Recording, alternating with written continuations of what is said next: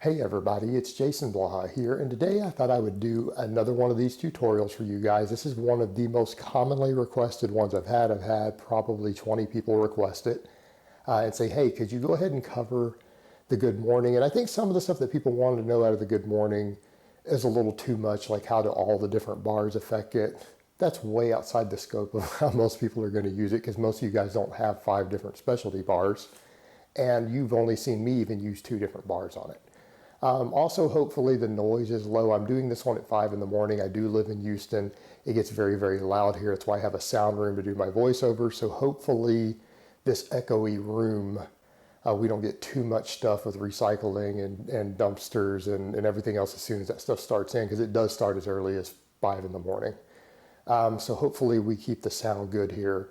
But as far as the good morning goes, a lot of common problems that people have with it is setup, foot position, and figuring out what to do. And I think what people need to remember, a lot of that has to do with when you run into problems with feeling things that hurt, you're probably using too much weight for your level of advancement. People say, well, what do you mean? I personally right now use a low bar with a narrow stance for sets of 20 with 135. I deadlift 615. Put that in perspective. And usually I tell my guys, as a general rule, you can build your conventional deadlift off of nothing but good mornings and Pendlay rows. And if you can do sets of 10 with perfect form on both of those exercises at 135, you're probably well developed enough to deadlift close to 500 pounds. And that freaks a lot of people out. They're like, there's no way. I'm just telling you that's how it is. And this is my primary deadlift builder. Again, as a 615 deadlifter. So when we're doing the good morning, one of the problems we run into is going to be where to place it on your back. You've basically got 2 options. You can put it in a high bar position, or you can put it in a low bar position. I'm going to show you guys a high bar position. I'm going to explain the problems with it. But what people need to remember, good mornings are always uncomfortable, right? People say, well, it's uncomfortable. Well, you pick which level of discomfort you want. You just pick where you want to hurt when you pick which one of these to do. Because squats are uncomfortable. The bench press is one of the most uncomfortable exercises to do in the world when you do it correctly, but people still do it. Okay, there is no comfortable way to do a bench press. If you don't feel an extreme amount of discomfort on the bench press, you probably don't know how to bench. So same thing with this. So let's come over. Basically a high bar position, you put it up on top of your traps, right? Pull your arms down and back, walk it out. And the thing you're going to notice is that it is on your neck. That's the downside.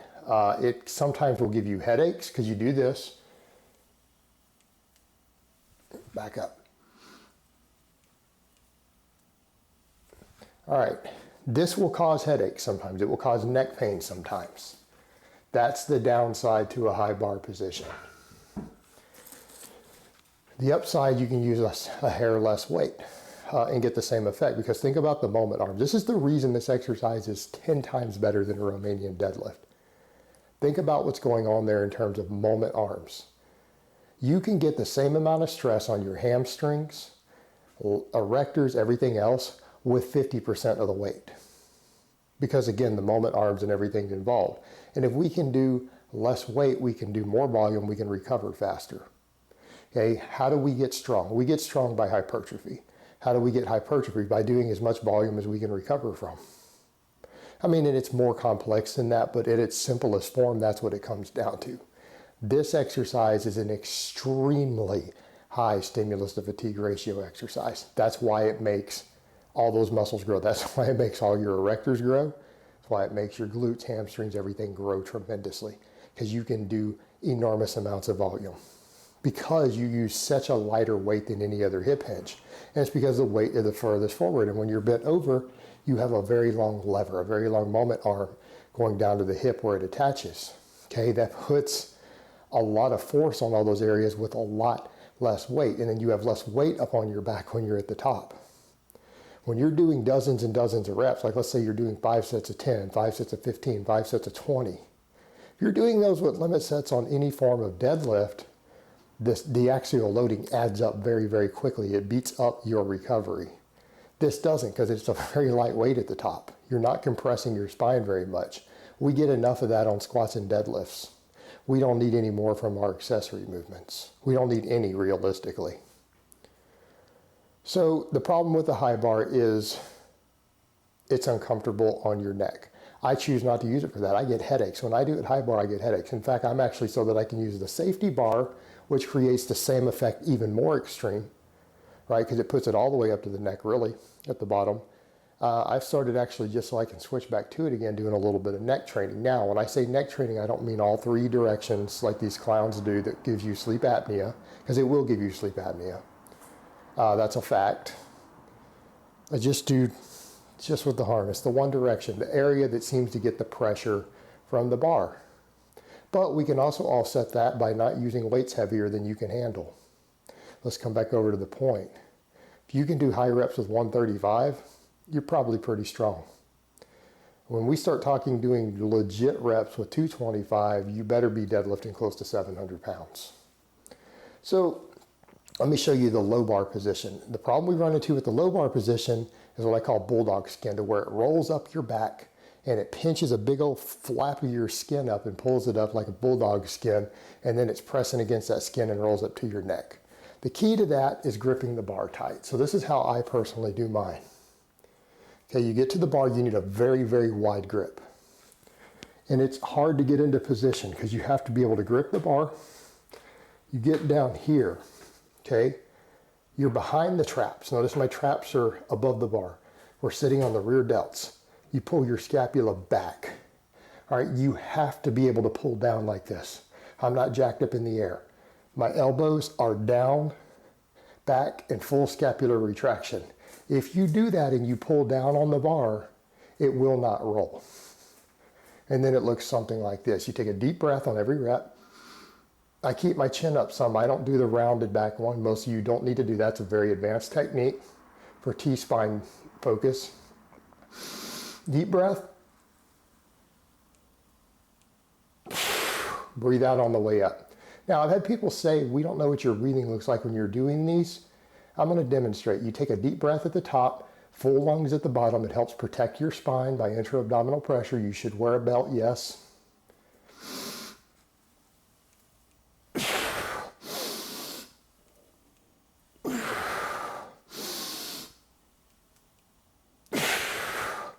Notice I inhale as I'm starting to go down, exhale on the way up, and you can do these without a pause.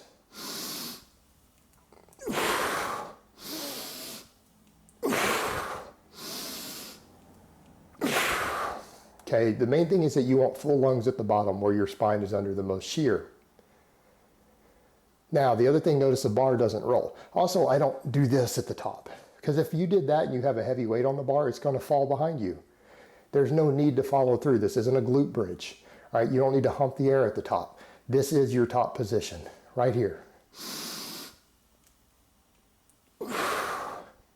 How far down do you go? You go down to your hamstring stretch.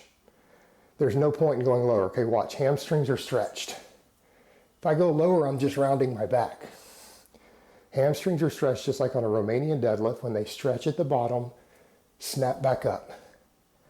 You don't have to go beyond this. Why? We're not getting, look at what happens. What happens if you go further? You're getting posterior pelvic tilt. That's not good for your back. And you lose your bar position, okay? So also notice my feet are fairly narrow. Why? Because I want more back. It still works the hamstrings. I'm at a very narrow footing. When you go wider, you get more hamstring and glute involvement. You feel a little less back, but most of you have a weak back. This, you're going to feel a lot more hamstring, a lot less back.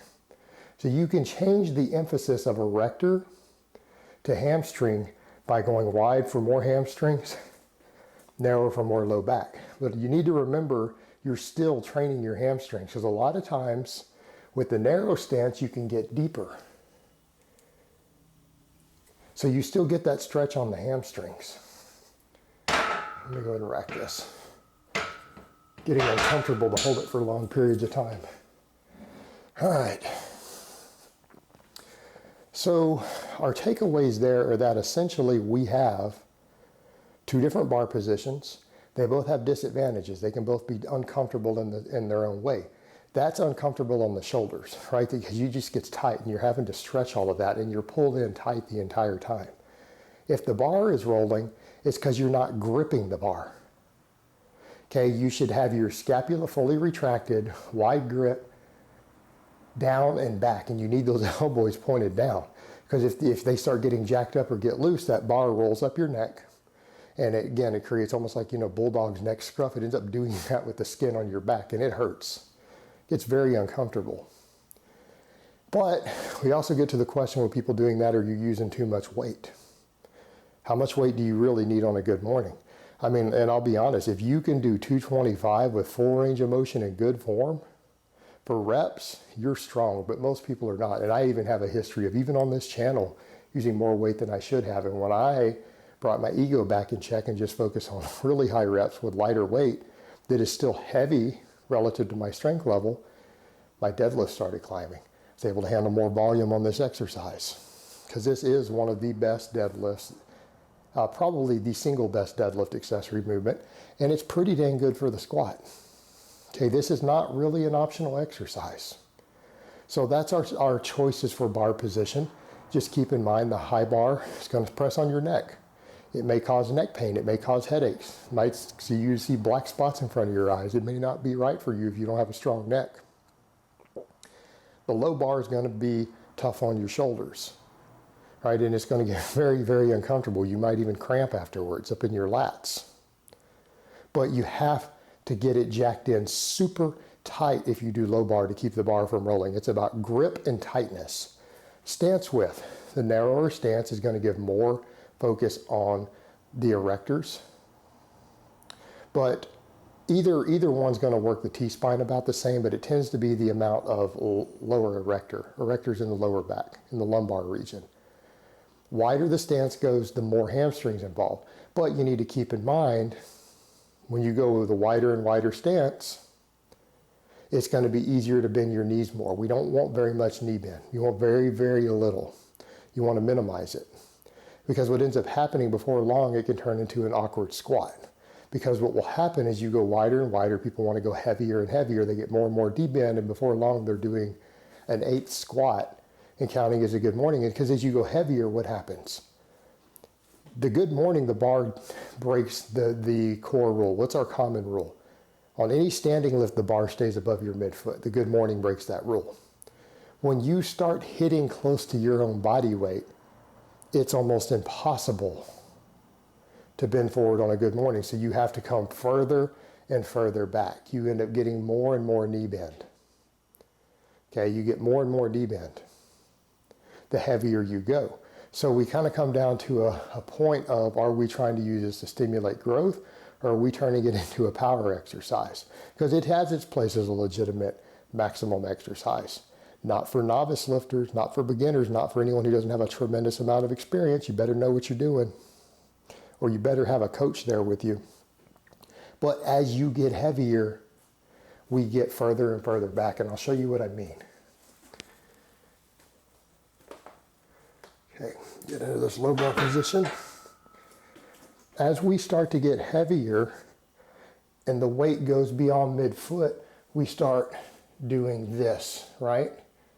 Why? Because we have to, because the bar will pull us forward. We can't do the reps.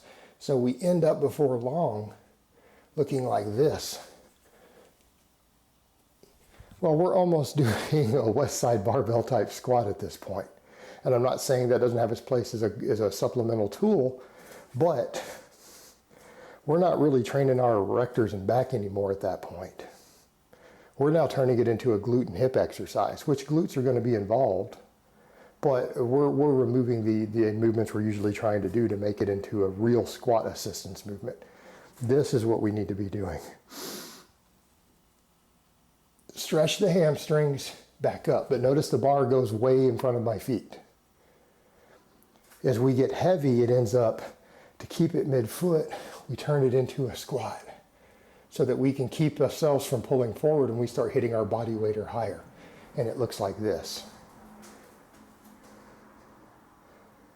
So just be aware that that is a form of good morning, but you're not really at that point doing it as a higher volume hypertrophy exercise, which is how we should primarily be using it. So if you're doing it that way, you need to be doing both types. All right, you can do that as a supplemental movement for your squat, and it has its place as a gluten hip builder, but you need to understand it is not going to give you all the other benefits of doing a higher rep good morning with correct technique. It's just a different variation. But if you go to do that variation, you need to have a separate session or separate blocks in your day for the other one. You need to be doing both at that point because you're losing the benefits. And as far as things like the safety bar go, they just let you pull the weight further up. You change the moment arm. They let you round the back a little bit more at the top so that you get more of the erectors through the middle and upper back. It's a bit more specialized, but keep in mind the points we made about the neck. It's hard on the neck. The other question would come up, do we wear a belt or not? I recommend that if you have a belt, you wear one on the good morning. Why? Better intra-abdominal pressure, better core stability, right? So we get more muscle growth and it's easier to recover from. Puts less stress on our actual lumbar themselves, right? Lets us do more work. Lets us be stronger. Lets us do more total reps with the same weight. We get more muscle growth from that. Wear your belt. I recommend belts on every exercise in which you can brace your core, benefit from it. All of them, including the bench press. All right, guys, well, that's really all I have to say on that today. I hope it's been informative, and I will talk to you guys next time.